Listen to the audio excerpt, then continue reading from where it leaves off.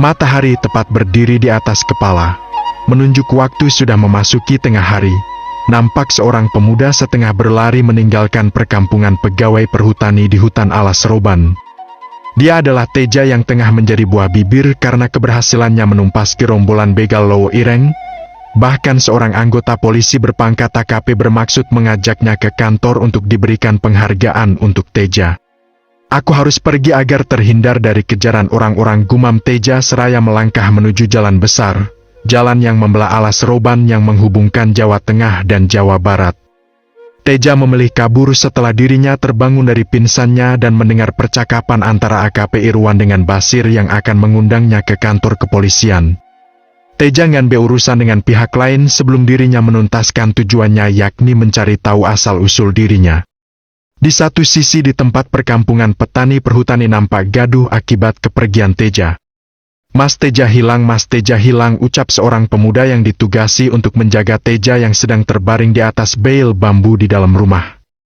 Mereka yang ada di situ semua segera masuk untuk mengecek keberadaan Teja, termasuk Basir teman Teja dan AKP Irwan. Saat mereka tengah mencari Teja di dalam kamar, tiba-tiba pemuda penjaga melihat sebuah amplop coklat tebal yang di atasnya ada sebuah selembar kertas. "Pak Tua, aku menemukan selembar kertas dan amplop coklat," ucap pemuda barusan. Yang disebut Pak Tua segera mendekati pemuda itu dan menerima amplop coklat serta selembar kertas yang di atasnya ada sebuah tulisan.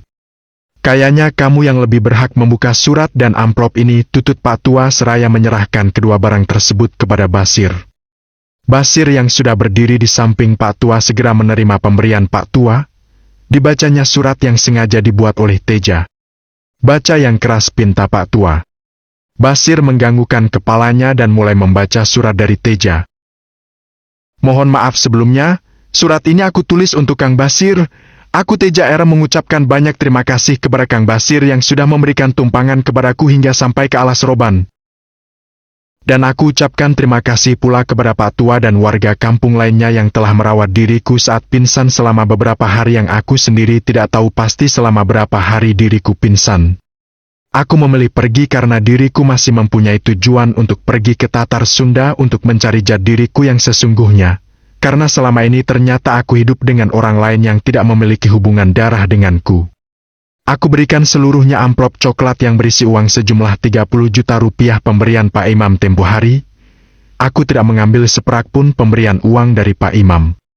Aku serahkan uang itu 20 juta untuk Kang Basir guna memperbaiki mobilnya yang rusak dan 10 juta kepada warga kampung yang telah merawatmu selama diriku pingsan. Semoga uang itu bisa bermanfaat.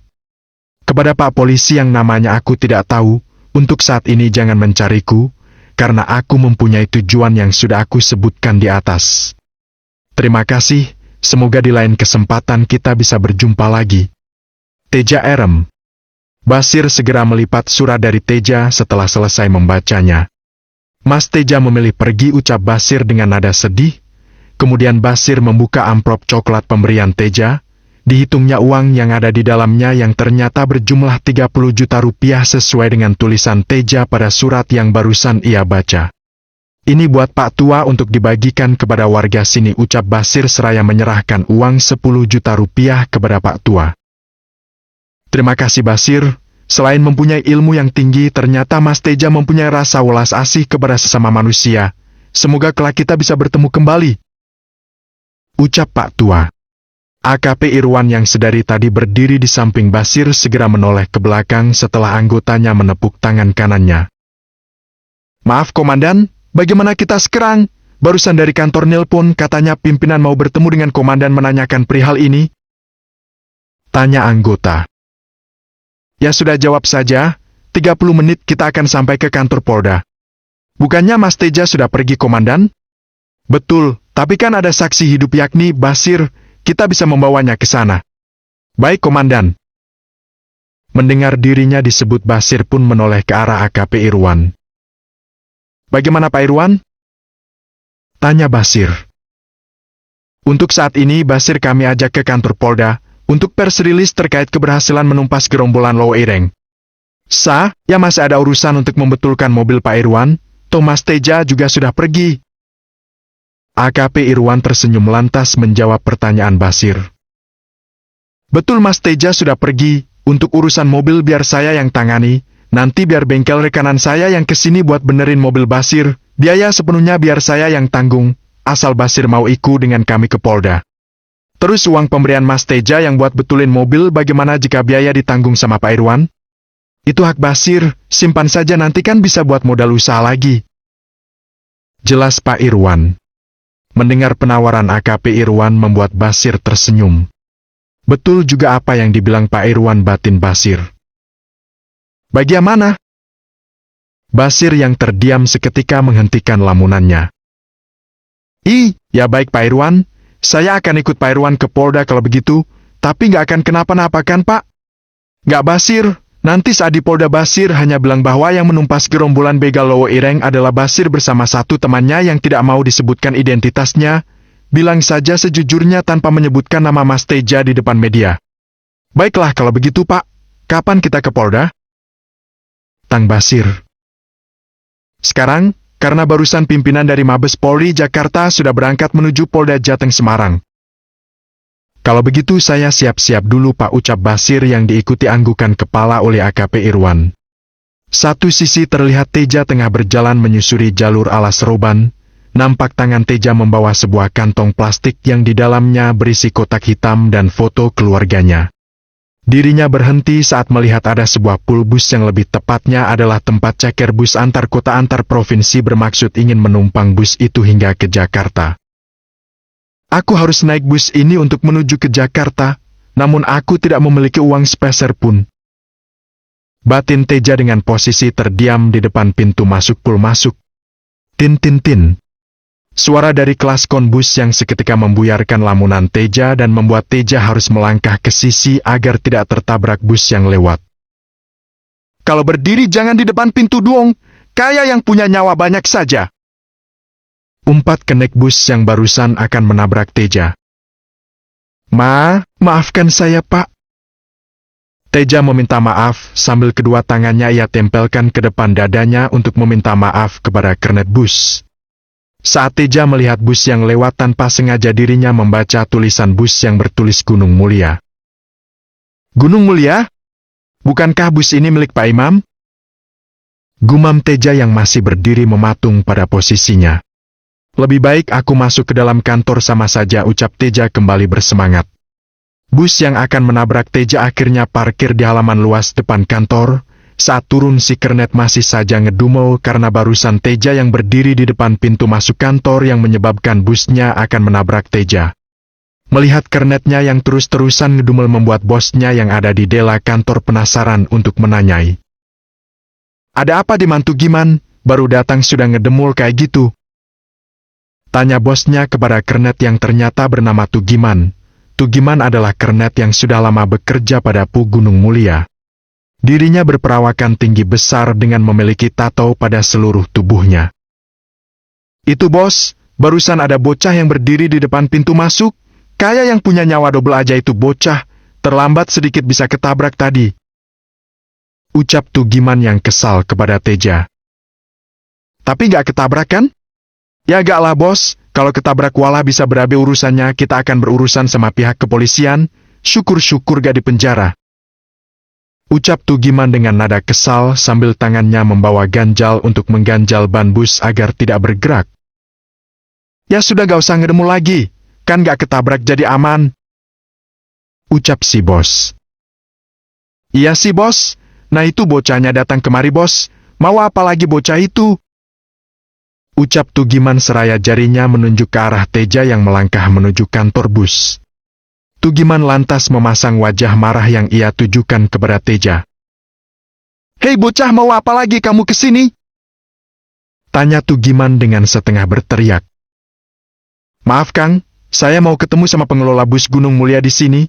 Saya ingin ikut menumpang sampai ke Jakarta karena saya nggak punya uang, mungkin bisa dibayar sama tenaga saya. Di dunia ini nggak ada yang gratis, bocah kencing aja bayar. Lekas kamu pergi dari sini. Jangan sampai bikin ulah lagi, barusan saja kamu mau ketabrak. Maaf Kang, saya barusan kan tidak tahu kalau ada bus yang mau lewat, makanya saya berdiri di depan sana. Alah banyak alasan kamu, lekas pergi kamu dari sini, kalau tidak aku akan mengusirmu secara kasar. Teriak Tugiman menghampiri Teja. Akan aku seret kamu keluar dari sini, bocah, teriak Tugiman. Teja yang melihat bahaya di depan segera memasang kuda-kuda untuk menyambut serangan dari Tugiman. Hal ini yang membuat Tugiman semakin emosi. "Au, jadi kamu nantangin? Jangan salahin saya kalau nanti kamu babak belur."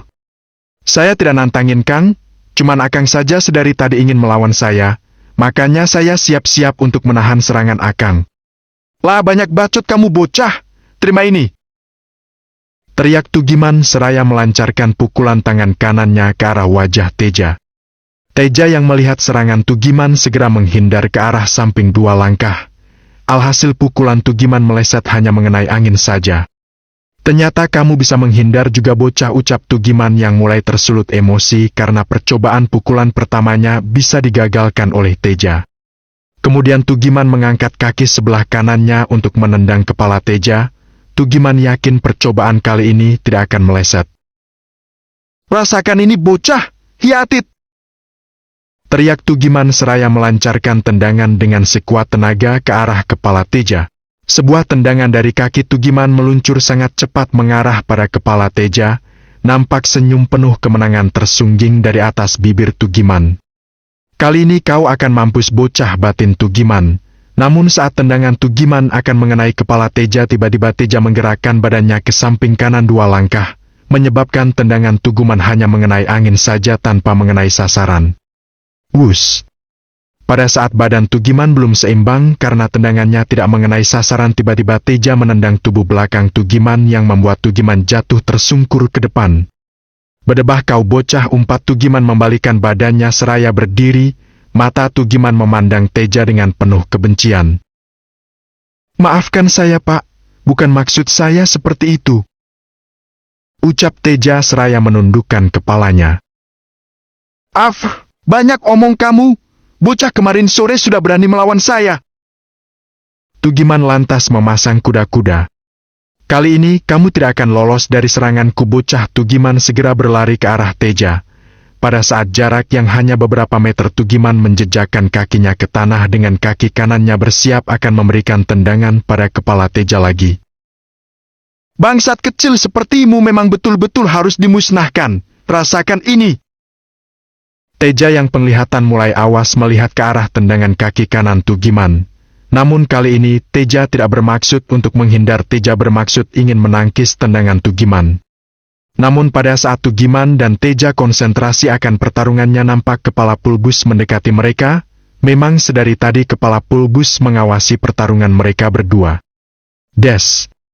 Tendangan kaki Tugiman mengenai sikut yang sengaja Teja buat untuk pertahanan. Teja mundur beberapa langkah merasakan sedikit nyeri pada tangannya. Namun kondisi Tugiman lebih parah. Ia terjatuh di samping Teja dengan merasakan nyeri pada bagian kaki kanannya yang barusan ia gunakan untuk menendang kepala Teja. "Aduh," rintih Tugiman. Namun Tugiman tidak mau kelihatan memelas di depan Teja. Dengan tertatih ia pun berdiri dan bersiap kembali memasang kuda-kuda.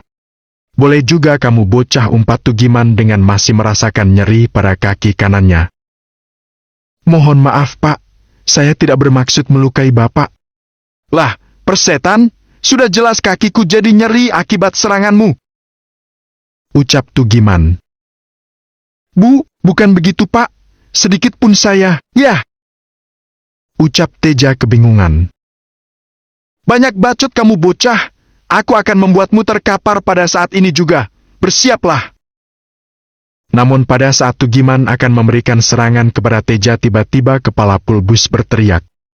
"Hentikan Tugiman!" teriak kepala Pulbus. Mendengar namanya disebut, Tugiman pun menoleh ke arah sumber suara dengan posisi menarik kuda-kudanya kembali, pun sama dengan Teja yang menoleh ke arah sumber suara.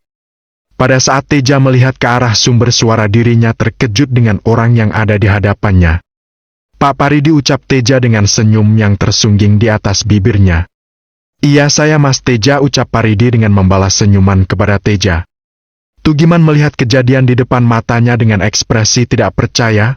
Dirinya masih mematung dan melongo melihat keakraban kepala Pulbus dengan Teja bocah tengik yang membuatnya emosi. Teja segera menjabat tangan Paridi dengan sedikit membungkukkan kepalanya. "Kenapa Pak Paridi ada di sini?" tanya Teja. Saya ditugaskan ngontrol sama Pak Imam, kebetulan pada hari ini bagian di Polbus ini. Teja mengganggukan kepalanya mendengar penjelasan Pak Paridi. Oh ya, gimana kabar Pak Imam sama Belah?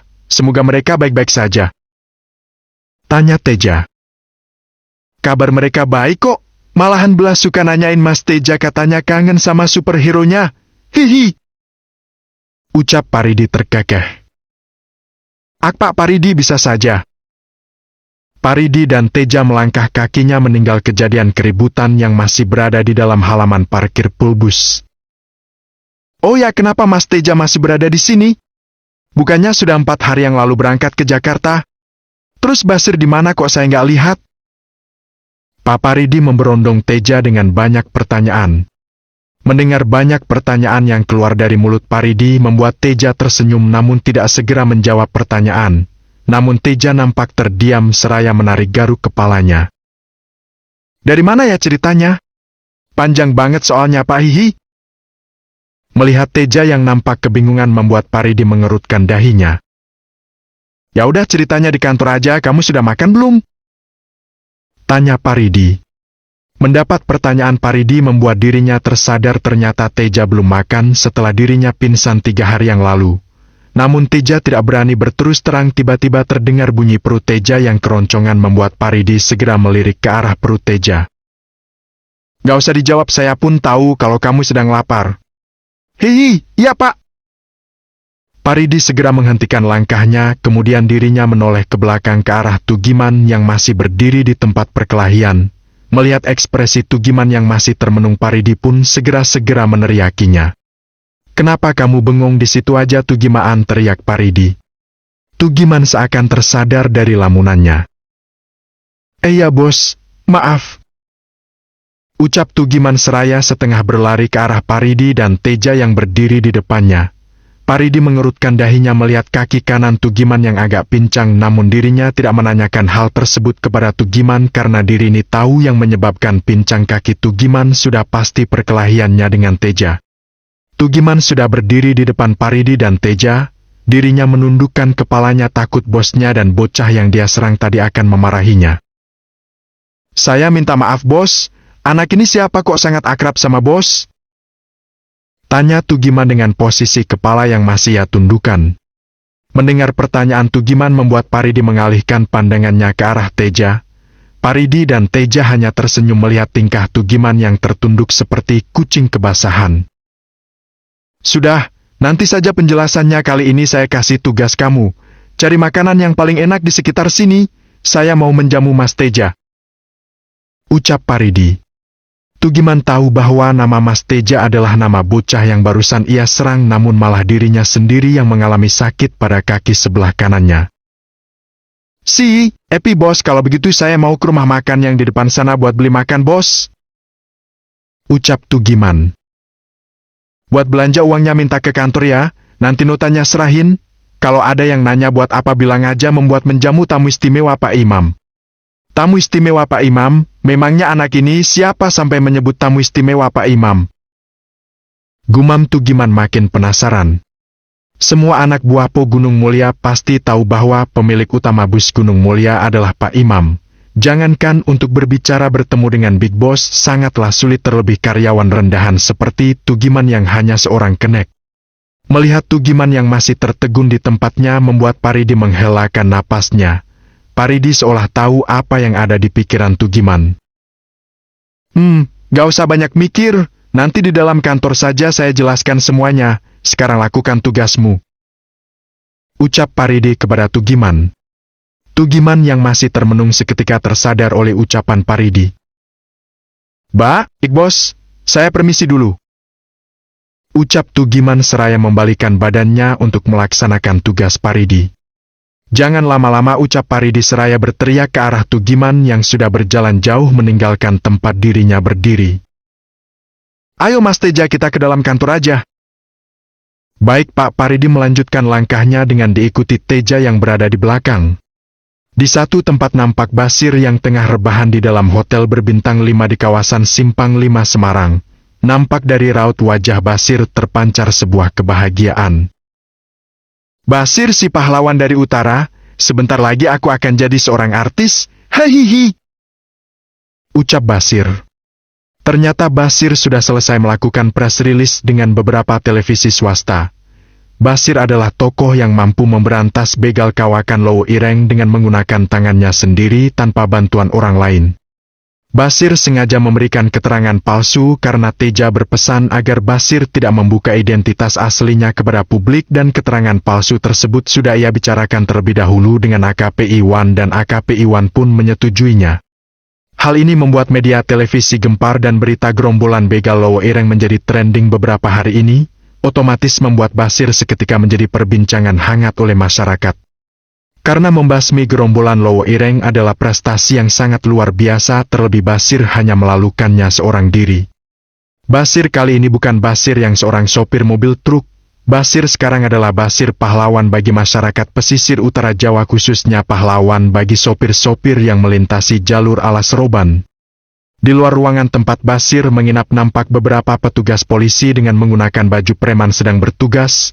Para anggota polisi ini sengaja berada di sana karena diberikan tugas oleh AKP Iwan untuk selalu menjaga keselamatan Basir. Di suatu tempat diskotik yang masih di daerah Semarang, tepatnya di tengah kota, nampak seorang yang tengah duduk di dalam ruangannya dengan tatapan yang tak mau lepas dari berita televisi yang menyiarkan berita akan hancurnya begal Lowo Ireng. Seseorang yang berusia kurang lebih setengah abad dengan penampilan badan yang tinggi dan tegap dengan selalu membawa tongkat berkepala ular di tangan kanannya.